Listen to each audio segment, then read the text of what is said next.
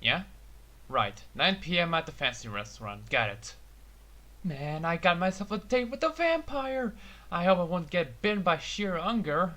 Well, I have half a day to waste, so... Man, the Tony Hawk game will wait. I just want to talk about this.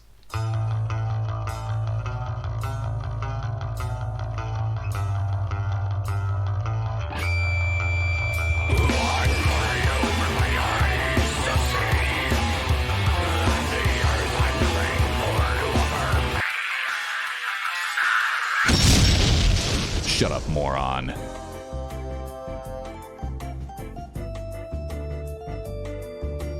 Postal 2! Postal 2! Yeah, I get confused sometimes.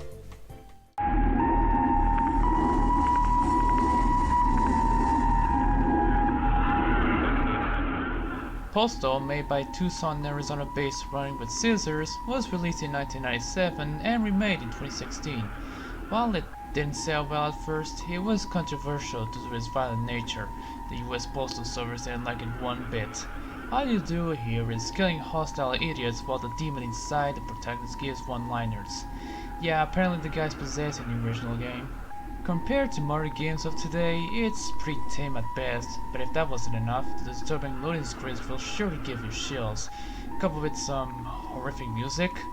Yeah, when I first played it I was really scared of it, and also underwhelmed by the gameplay. It was a rather sudden shift from playing this. Postal 2, released 6 years later, shifted its tone to a slightly more satirical one, now with more bigotry. Not only that, but it's now a free roaming FPS where you must do errands from the dude's wife, while random shit happens. I'm certain this is most people's first Postal game. I know what you're thinking, but the funny thing is, I like the game. While it's a guilty pleasure, it's one of my favorites, but that's mainly because of its gameplay and its unintentional comedy. Well, let's not waste any time and try not to regret this.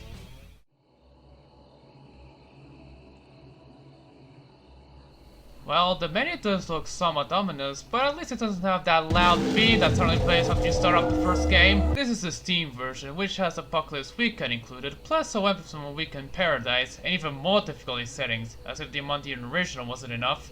I'll just play the Postal 2 portion for this video, but you can play through that and Apocalypse, although why would you want to suffer from that linear boredom? It starts with a cutscene flying over the entrance to Paradise, Arizona, where the grass is green and stupidity is king. Oh nah. What rhymes with Arizona? If you don't give a shit, you could just do this. It's on the I can tell this is gonna be an interesting day. So you play as this redhead known as the Postal Dude, who looks like they've Rule 63'd me. And you must do a series of errands of the day from your wife, from Monday to Friday. For Monday, pick up your check at the RWS offices, yes, the Running with Scissors offices. Oh, don't worry, their ego stroking isn't as big as the expansions. Cash it up and pick up milk. Oh, and don't forget a rocky road. And now you're at your leisure, renting houses, kicking ATMs, piss on people, walk on power lines, get attacked by hellhounds, and feel disgusted by the game's portrayal of trans people. And please don't make up excuses. At least they didn't implement the cigarette hunter minigame from AWP in this version. Alright, I'll feel displeased about offensive stereotypes later. We'll just buy some milk. Or not. You can steal and try leaving by going to the top level, where it has the shopkeeper's harmed wives. Oh, for the love of... At least hatred has way less stereotypes. Anyways, multiple choices. Most errands involve you to pay money or wait in line. This game likes to test your patience, but if you like, you can just do other methods and just steal a bag of cash, kill someone who has an autographed Coleman book, trespassing without paying to get your napalm launcher or alternator, and all that shtick. Yeah, if you do it the dirty way, there will be consequences, mainly bullets to your head.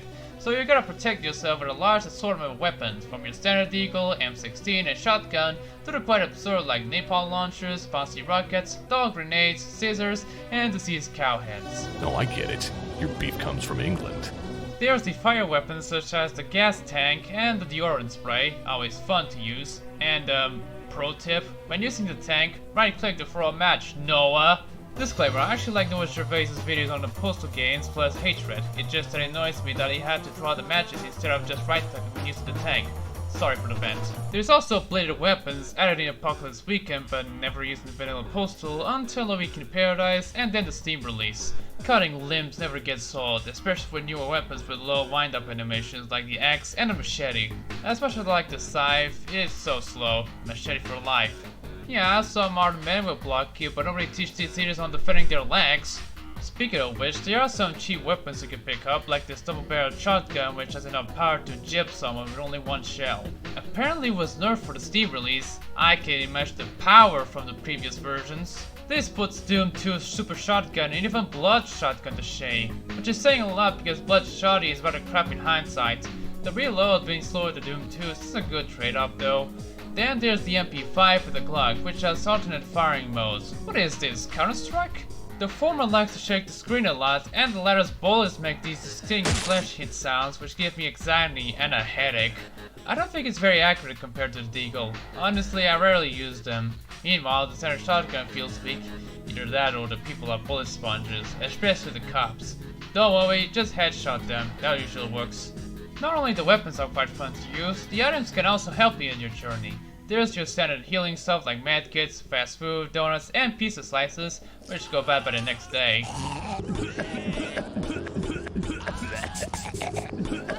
But you also have these health pipes, which gives you 125 health. Be warned that you get withdrawn after a few minutes, which will hurt you, unless you smoke another before that happens, preferably when the dude moans about it. Too bad the pipes are rather expensive. Then there's the catnip which, when consumed, will slow down time for a minute. It is very useful when it comes to going through gunfights, especially when traversing the slaughterhouse on Thursday. Downside, the doors move slowly. You can also drop one to attract cats. Pick one, you can attach them to your shotgun or machine gun, making them into rather silenced guns. Oh, dagnabbit, the absurdity isn't over, folks! Speaking of attraction, there's these dog biscuits which will make dogs your allies and attack those that provoke you. You can eat them if you like.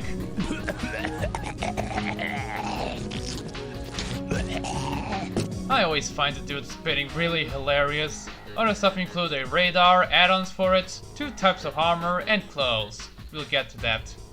After witnessing a robbery, getting beaten by hypocritical protesters, and buying milk, it's off to Tuesday, my favorite day of the week, because I get to ask people to sign the petition to make whiny congressmen to play violent video games. Hi there, would you like to sign my petition? I'm sorry. Shit. Plus, you get to have fun in the mall by fighting secrets and meet up Webster. Yes, Gary Coleman is in this game as himself. In fact, there are a few celebrity appearances playing themselves, like Ball McJay and Vince Desiderio, the founder of the company, who fires you after your first day at work. Nothing personal, man, but you're fired. But I just started yesterday. You could just kill them both and question how they survived the headshots in Apocalypse Weekend. Hello. Hey dude, this is Vince. What the? Back to Tuesday, you have to return a book your bitch of a wife couldn't read at the library, which then got raided by protesters who hate books afterwards. Act 2, Hitler wrote a book? Well, Nazis also burned books, you confused fox!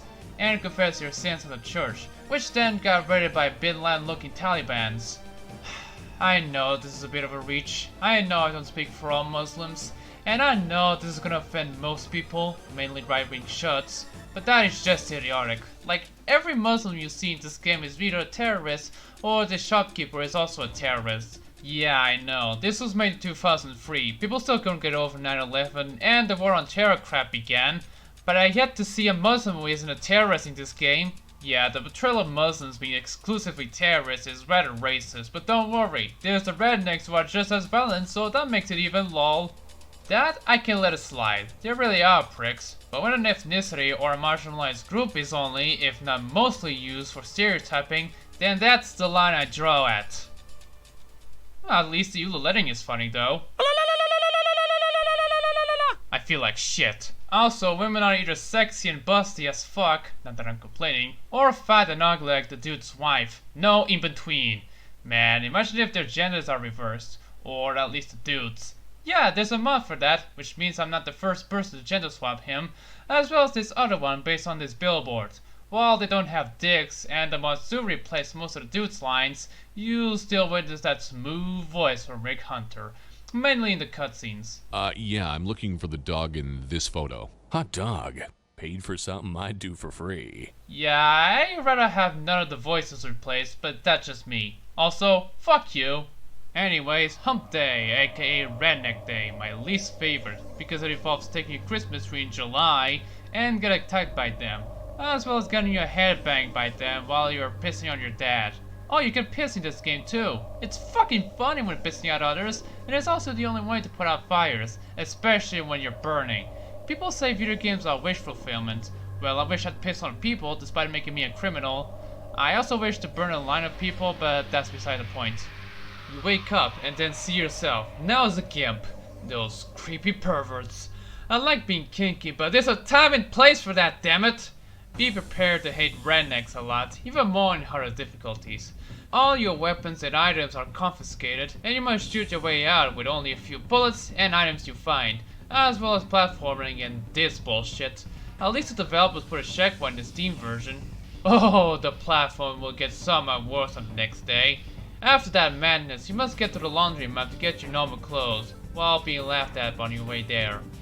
To be honest with you, I really don't like walking to objectives, mainly because I'm far away from them, plus having to endure the loading times in between maps. Reminds me of VTM Bloodlines and most single-player Valve games now that I think about it.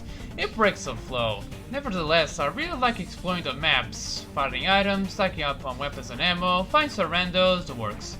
The map is rough around the edges, like this coat. You might get stuck into objects and landscapes, but the game will save you, which is nice. Also, while it has some pointless sections that only makes your journey longer if you're not careful, it's so enjoyable to explore. Hell, you can walk on power lines and make people surprised by it. They're just polygons, y'all! Oh look, it's a marching band which I saved in my average playthrough on Tuesday. Ah, fuck it, let's recreate the moment.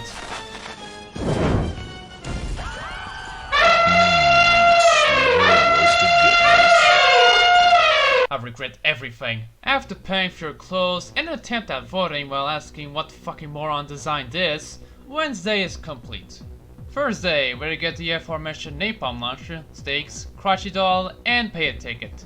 Let's talk about the cops. They seem really brutal to everyone else, but not you though. If you just drop your weapon and stay put, they'll arrest you, say their Miranda rights, and send you to jail. This is where the fun begins.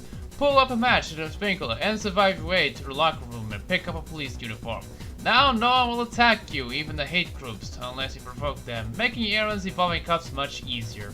Oh, and about the hate groups, there's one for every day. After that specific group causes chaos to you when doing a specific errand, and after leaving the map, the dude adds them to his map to keep an eye on them. And I'm quite weirded out by the rednecks. Not because of their fetish, but because they're a hate group for no reason. Other than making you a gimp. I get the rest. Game protesters hate you for working with RWS.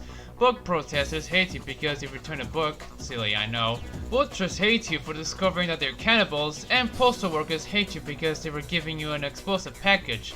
But rednecks? Other than that silly incident therefore being rednecks, they just attacked you for no reason. Let me guess, the dude's a lip cuck, huh? Well, not really. I suppose it would have been more politically correct to kill the women and the minorities first. Please don't think I'm a bigot. I kill races equally. Hey, I'm just exercising my Second Amendment rights here, you fucking communist. Don't bring up the quote to hell, just let it slide. How come whenever the dude does something, something wrong happens? Like, he picks up a napalm launcher and then this shit happens, and now you have to do some shitty first-person platforming. What is he, Mother Murphy? You think that's the worst the day can get? Hope you like crotchy. As you're about to get it, it's all sold out. So you either get into the back rooms, finding your way to find that doll and out, and confront Crotchy, which is a hard son of a bitch I tell you, or just give him Coleman's book. Bitch, you got yourself a deal. Thank God it's Friday. Scratch that, this is the worst. The National Guard shows up, the Taliban are taking over the suburbs, there's a reenactment of the Waco siege, getting out of the errands areas are a pain in the ass, and the easiest of them all is getting your gonorrhea cure after you pissed. An optional mission! Yeah, I really don't like Heston World because you'll witness some idiots armed with Glocks and MP5s, and they're really OP. And even when I have most of the weapons, I never got to saw it off in both playthroughs. Papa Desi, nerf the Glock please. Fuck you two!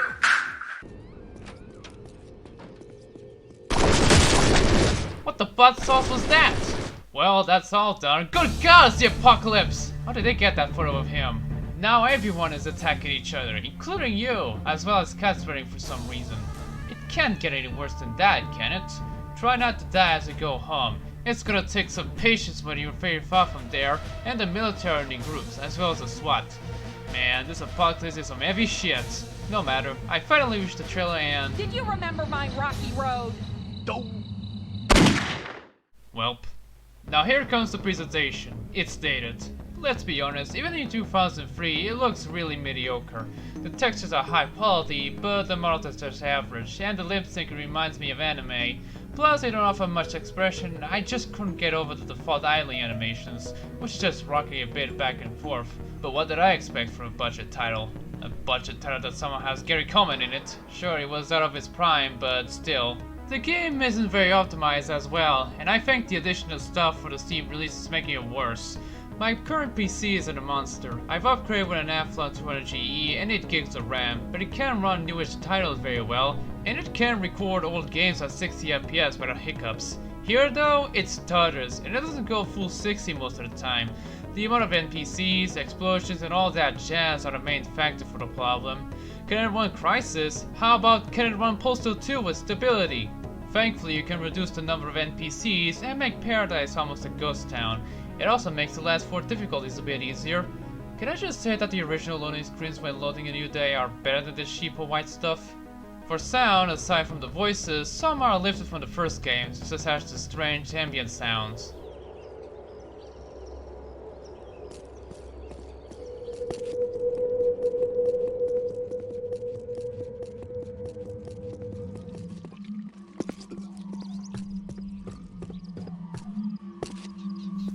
Seriously, what the hell am I hearing?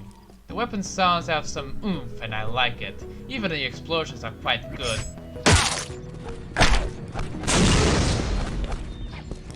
Voice acting is mixed. Someone asked Mike Shea to fix the screaming. Anyways, while the in the original version the default male voice are good enough, the female ones sound like they're further away from the mic. Let's see here. Yes, Mr. Dude, we do have a package for you, but there's some postage due on it. In the Steam release and its subsequent updates, there are more voices heard, some of exclusively to other races. They're fine, even if the screens could be ear bleeding, but none of them take the cake. That goes to Rick Hunter as the dude. I need some steaks for the Psychotic Friends Network barbecue. Rick did a very fine job voicing him, delivering a smooth yet psychotic tone. How'd you like it if somebody called you a lunatic? Honestly, the dude wouldn't be the dude if he were voiced by someone else. Well, other than Corey Cruz, he delivers some good acting for him. Too bad he was in shit. There isn't much music when you play, which is why I use music from other games, mainly those using Unreal Engine 1 for most of the video. Makes kind of sense since this game uses UE too. You occasionally hear them, but they are so unnecessarily loud. At least the mall music and the map song is memorable.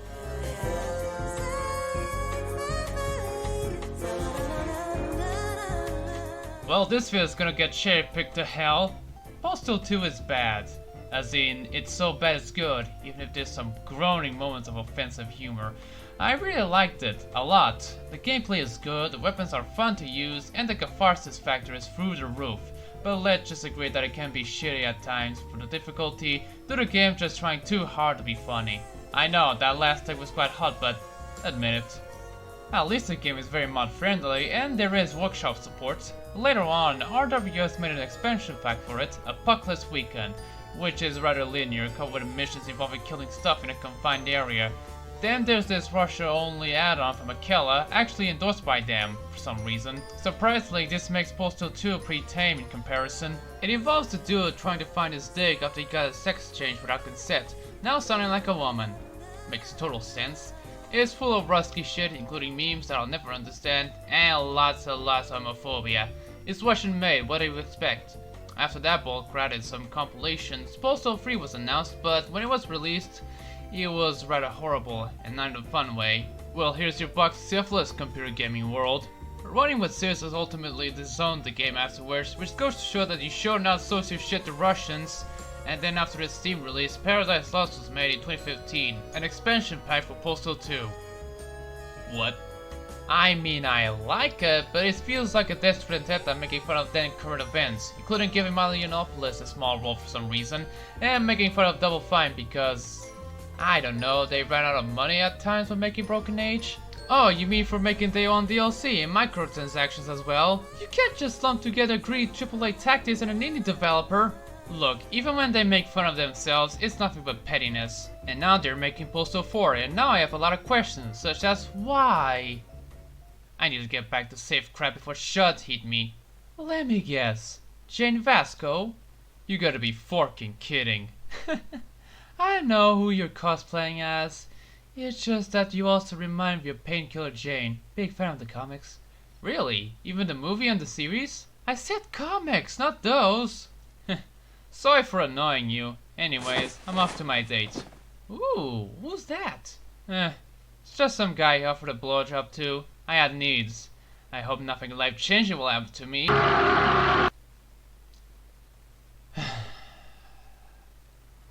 Thank you again for saving me, Sebastian, but I don't think I'm gonna get used to being undead.